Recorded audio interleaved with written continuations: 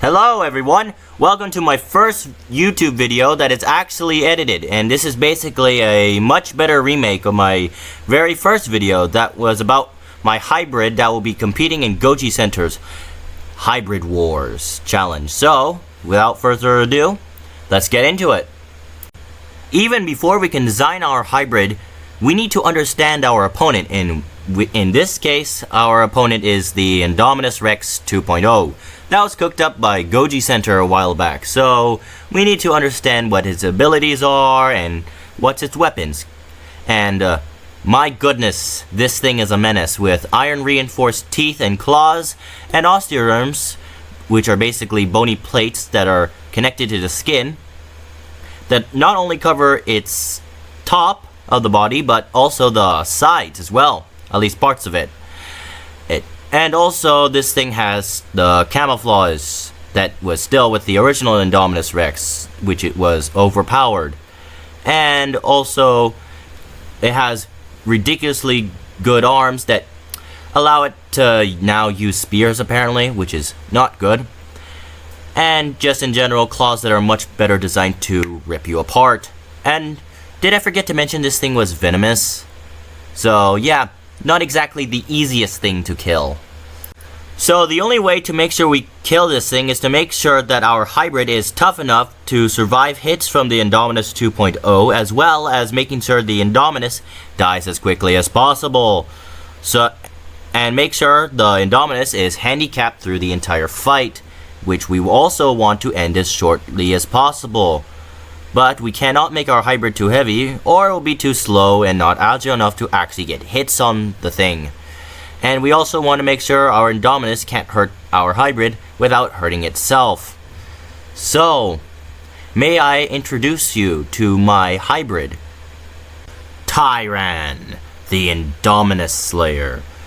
Being 5.8 meters tall and 13.65 meters long and weighing a hefty 11.7 tons, most of that being armor, my hybrid is truly a destructive force of nature that will surely bring down the Indominus Rex 2.0.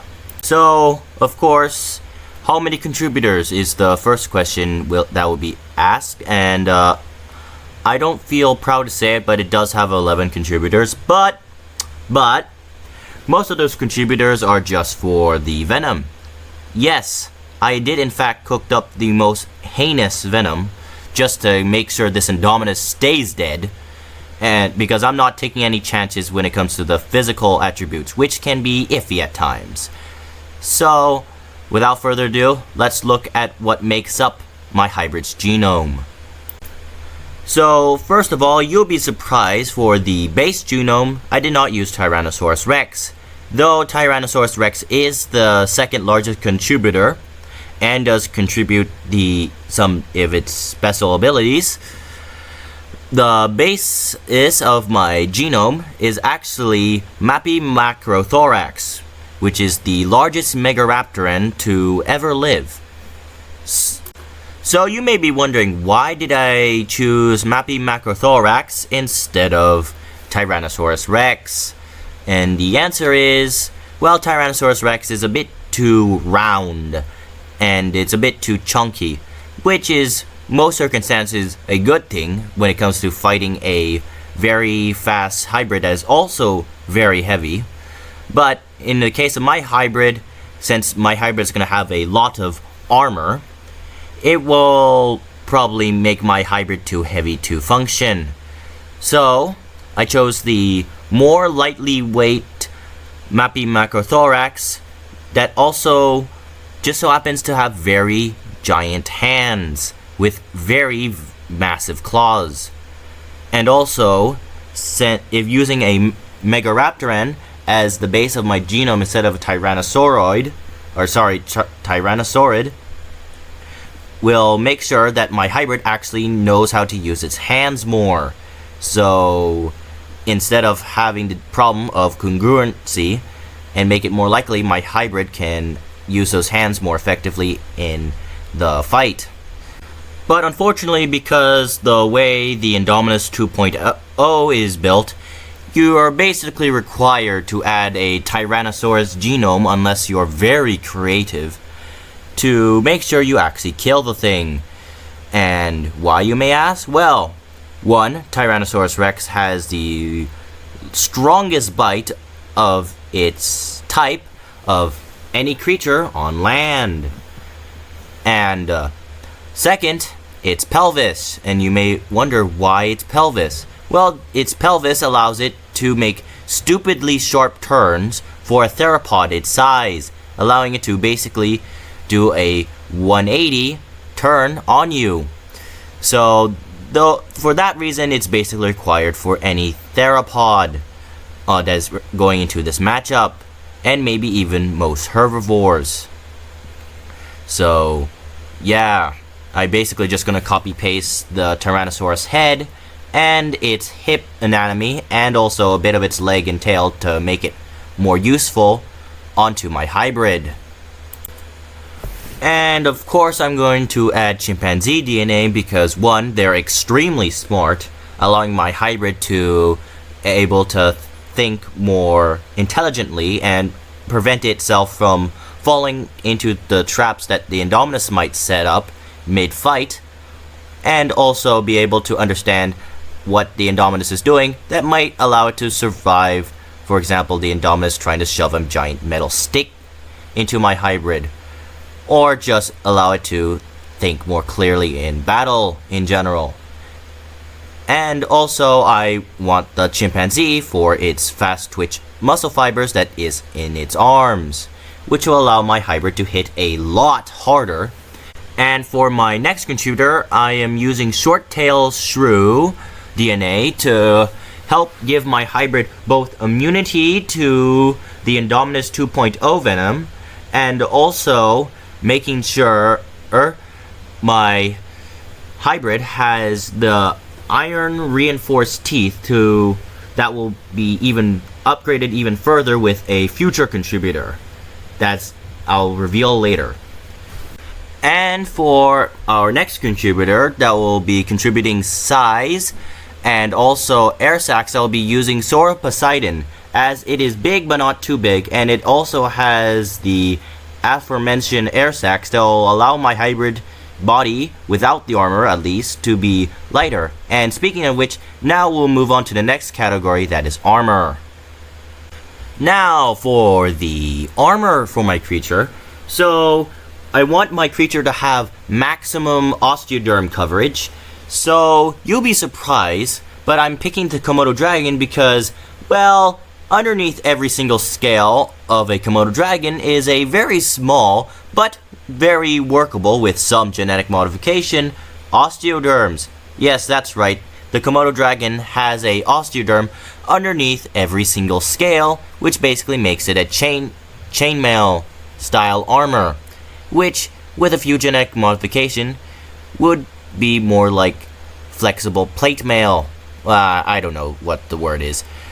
Anyway, basically the Komodo dragon's osteoderms will be the basis for what will cover my hybrid.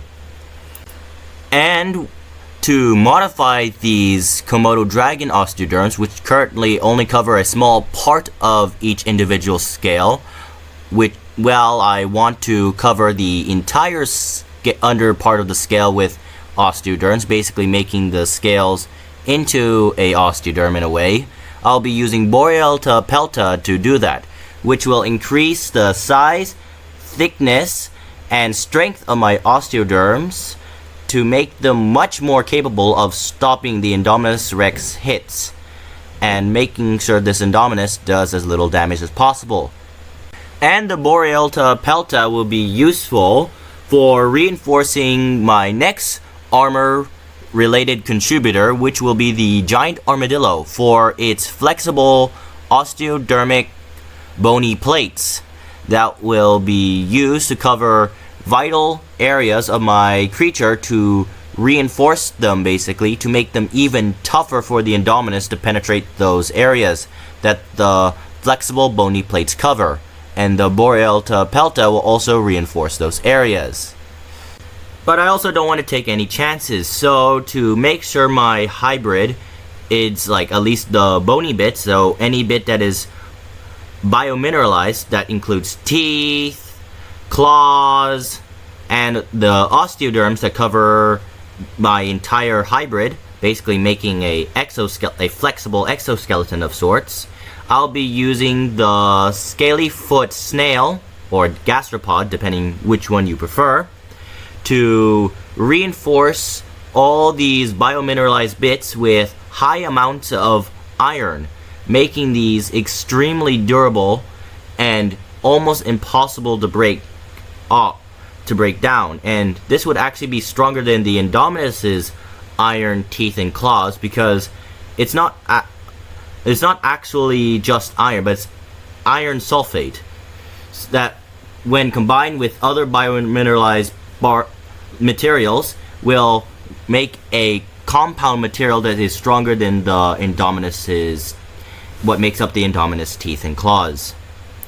And now with the venom. When it comes to the venom, the creature that I'll be using, at least when it comes to giving my hybrid the venom glands to store the venom and also deliver the venom into the Indominus, when it comes to the mouth, would be yet again the Komodo dragon. And yes, I'll be using some Komodo dragon I'll be using the full Komodo dragon venom compound ounce in my hybrid's venom, but it won't be the basis of my venom. No, I have something much worse for the Indominus, and it'll be another gastropod.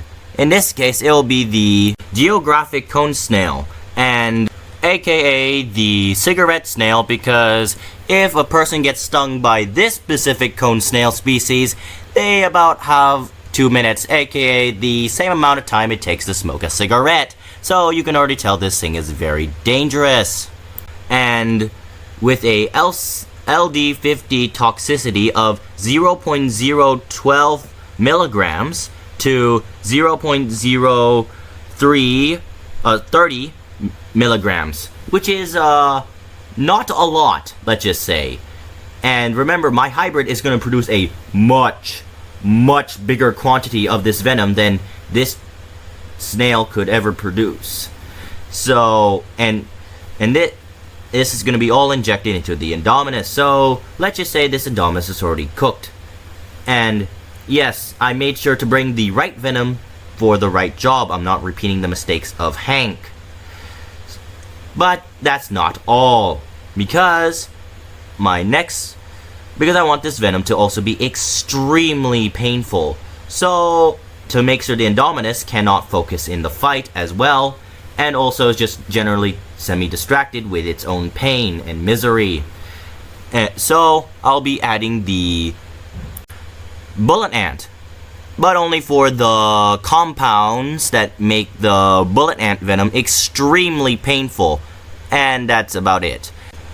Now I'll be also adding vampire bat DNA, so I can use the compound Draculin and a few other compounds that will allow my venomous cocktail to also cause the Indominus to bleed out much more quicker, and also it will coincide with the Komodo, whatever compounds that are in the Komodo dragon part of the venom, to make sure the Indominus bleeds out extremely quickly. And also, vampire bat venom is known to help thin out blood, which will be extremely useful, as it'll make sure that my venom spreads through the Indominus much more quickly, and therefore kill it faster, which will be extremely useful. But I also want to make sure this hybrid can't just hit my hybrid without taking damage. That's why I also going to give my hybrid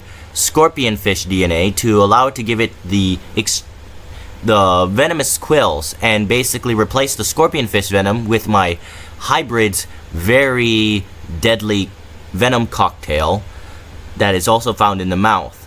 So no matter where the Indominus hits, it's still going to inject itself with the highly toxic venom that will cause the Indominus to slowly die.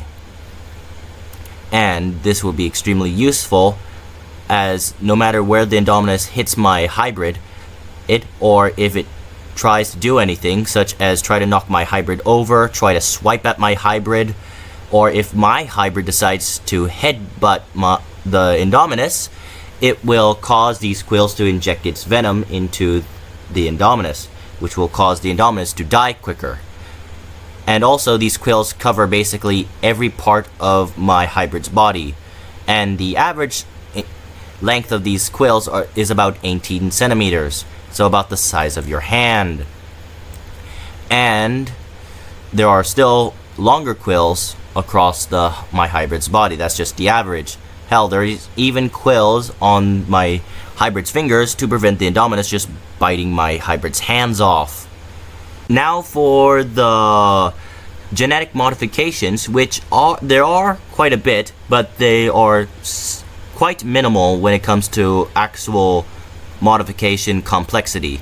First, I'll make sure my hybrid's feet are actually slightly enlarged to help my hybrid when it comes to stability. Second, I'll add the flexible bony plate on the underside of my hybrid to add additional security to that area and make sure that sharp metal stick doesn't immediately mean a game over for my hybrid. And third, and not last, I will be increasing the size of the cardiofemoralis muscles on my hybrid significantly to still allow my hybrid to move much more quickly despite the extra weight, which will allow my hybrid to still keep some level of speed against the indominus.